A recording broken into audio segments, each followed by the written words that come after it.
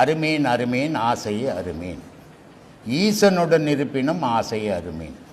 ஆசைன்றது நான் இறைவன் கூட இருக்கிறேன், இப்போ என்ன மாயை ஒன்றும் பண்ணாது அப்படின்னு நினச்சிங்கன்னா அது ஈசனோட இருந்தால் கூட பிடிச்சி காலை பிடிச்சி வயலில் போட்டுடும்.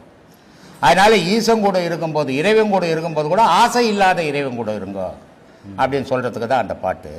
அந்த பாட்டில் சொல்கிறார் திருமூலர், அருமீன் அருமீன் ஆசை அருமீன், ஈசனுடன் இருப்பினும் ஆசை அருமீன். ஆசை வளர வளர துன்பங்கள் வளரும், ஆசை அழிய அழிய இன்பங்கள் வளரும். இதுதான் அந்த பாட்டினுடைய பொருள்.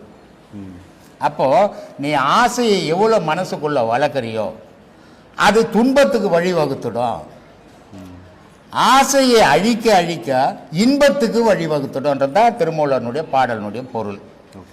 அதனால் அருமீன் அருமீன் ஆசை அருமீன், ஈசனுடன் இருப்பினும் ஆசையே அருமீன் அப்படின்னு அந்த பாடலை சொல்கிறோம். அப்போது எப்போ நீ இறைவனோட இருப்ப, இப்போ இங்கே வந்து எல்லாரும் யோகம் கற்றுக்குறாங்க.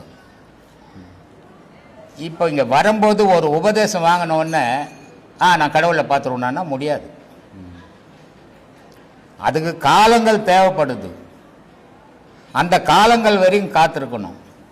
ஆனால் இங்கே வந்து யோகங்கள் பயின்றலாம் அப்படின்னு சொன்னது மனசு.